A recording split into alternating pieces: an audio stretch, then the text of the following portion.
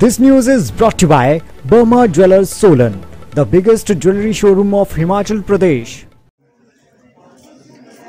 AC Bhardwaj जी, आप मतलब हिमाचल में तो चलो हर भाषा के और बोली के गीत गाते हैं और बॉलीवुड तक भी आपके गाने पहुंच रहे हैं, कैसा लग रहा है? और आज दिव्य हिमाचल के मंच में भी आए हैं, कैसा लग रहा है आपको? सबसे पहले तो दिव्य हिमाचल का बहुत बहुत धन्यवाद। और आप जिस तरह का काम कर रहे हैं पूरे हिमाचल प्रदेश में और अलग अलग क्षेत्रों में जो आपका अपना योगदान है हिमाचल प्रदेश की अलग अलग चीज़ों को, चाहे वो टैलेंट हो, राजनीति हो या फिर कोई भी जो चीज़ है, हर एक इशू को आप बहुत अच्छे से प्रेजेंट कर रहे हैं। और अच्छी बात यह है कि आज हिमाचल प्रदेश के बेस्ट जो सोशल मीडिया प्लेटफॉर्म्स में से एक है दिव्य हिमाचल, इसके लिए ढेर सारी शुभकामनाएं।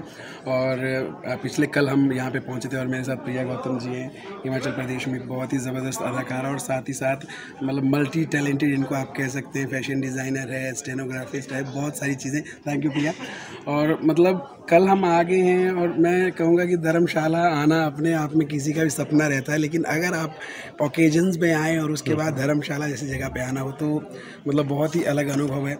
मेरे जो गाने हैं मैंने अलग अलग बोलियों में गाए हैं और मेरा मोटिव रहता है हमेशा ही कि मैं नई नई चीज़ें करता रहूँ। और ख़ास तौर पर हिमाचल के अलग अलग जो हमारे ज़िले हैं तो अलग अलग बोलियाँ हैं यहाँ पे, तो उन गानों को एक ही सूत्र में बांधने का प्रयास रहता है ताकि एक कड़ी बने और अलग अलग जो जगह के लोग हैं हमारे गानों को सुन पाएँ, देख पाएँ। और सबसे पहले ज़रूरी है कि हिमाचल में ही अपने गाने ढंग से सुने जाएँ, क्योंकि अलग अलग बोलियाँ हैं, डिफरेंट टाइप का सबका कल्चर है, तो आपस में समझना मुश्किल है हिमाचलियों के लिए।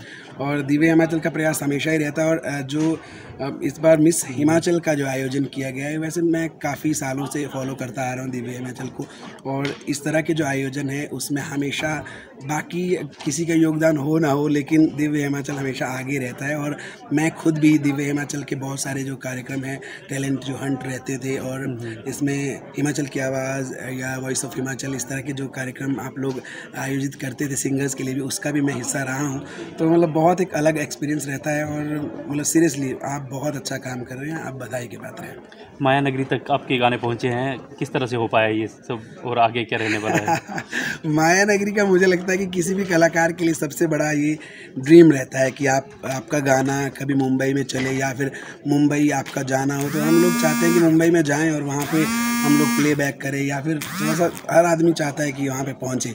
हर किसी का ड्रीम यही रहता है कि एट द एंड आपका किसी का ही मोटिव ये नहीं रहता कि आपको एक जगह बैठे रहना है। कलाकार चाहता है कि वो बाहर निकले, और बाहर हमारे लिए तो मुंबई है और उसकी वजह से बड़ा एक प्लेटफॉर्म मिले।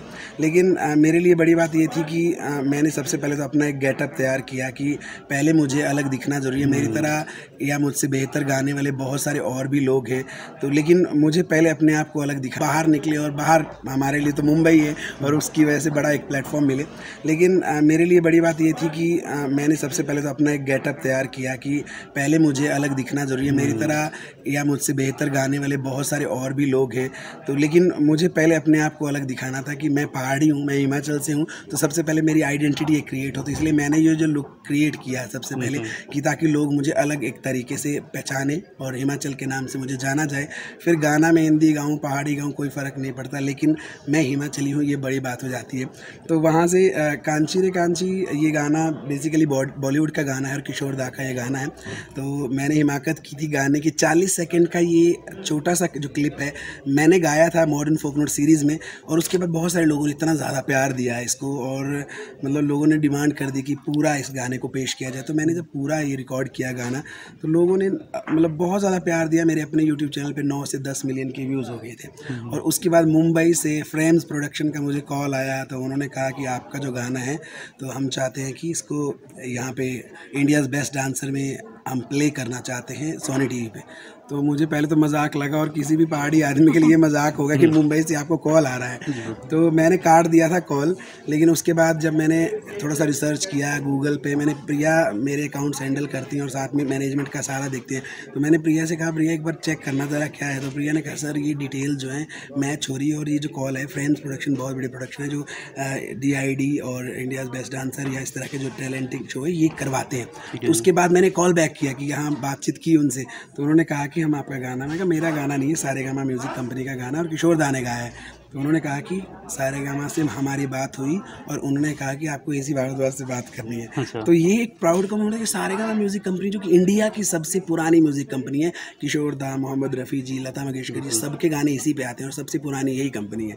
तो इनके जो लोग हैं वो भी मुझे पहचान रहे हैं, मतलब कि उन्होंने कहा कि इनसे बात करनी होगी क्योंकि मेरे चैनल पे गाना। तो मुझे कॉल आया तो मैंने झट से कहा कि आप कोई दिक्कत नहीं है, कोई बात नहीं हुई, मैं कोई दिक्कत नहीं, आप मुझे भेज दीजिए, एनओसी में साइन करके भेज देता हूँ। और उन्होंने लिटरली लिख के एनओसी भेजी और मैंने सिग्नेचर किए कि आप जो, मैंने शर्तें पढ़ी तक नहीं कि उसमें ये लिखा था कि हम आपकी ज़मीन खरीद रहे हैं या कुछ। मैंने कुछ भी नहीं, मैंने बस साइन किए और भेज दिया। और उसके बाद वो एक मोमेंट जब मैं टीवी के सामने रोज़ देखता था कि कब जैसे मेरा गाना प्ले होगा, वो टाइम आया है नहीं। हफ्ता, 2 हफ्ता, 3 हफ्ता बीत गए। अचानक से खाना खा रहे थे और इंडियाज़ बेस्ट डांसर का प्रोमो चल रहा था और एकदम से वो जो टोन मेरे गाने की बजी, आप सोचते हैं कि आपके गाने में आपने इतनी मेहनत की है और उसकी एक चीज़ जो है आपको पता है कि कहाँ क्या बजा है, तो वो जो एसी भारद्वाज से बात करनी है। अच्छा। तो ये एक प्राउड का मोमेंट है कि सारेगामा म्यूज़िक कंपनी जो कि इंडिया की सबसे पुरानी म्यूज़िक कंपनी है, किशोर दा, मोहम्मद रफ़ी जी, लता मंगेशकर जी, सबके गाने इसी पे आते हैं और सबसे पुरानी यही कंपनी है।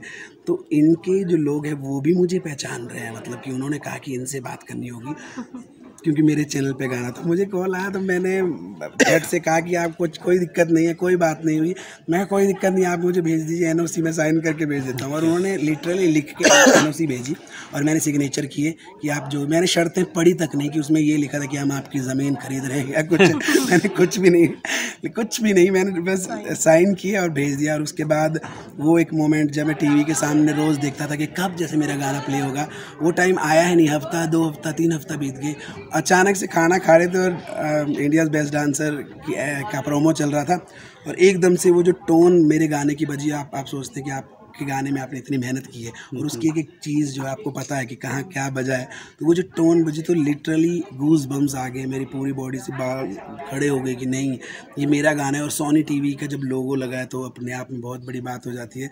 तो बहुत एक प्राउड का मोमेंट था। और इसके अलावा मुझे एंडेमल शाइन इंडिया जैसे बड़े प्लेटफॉर्म, जो बिग बॉस, खतरों के खिलाड़ी, फियर फैक्टर जैसे शोज़ ऑर्गेनाइज कर, उनका भी कॉल, बिग बॉस का एक ऑफ़र भी मेरे लिए आया था।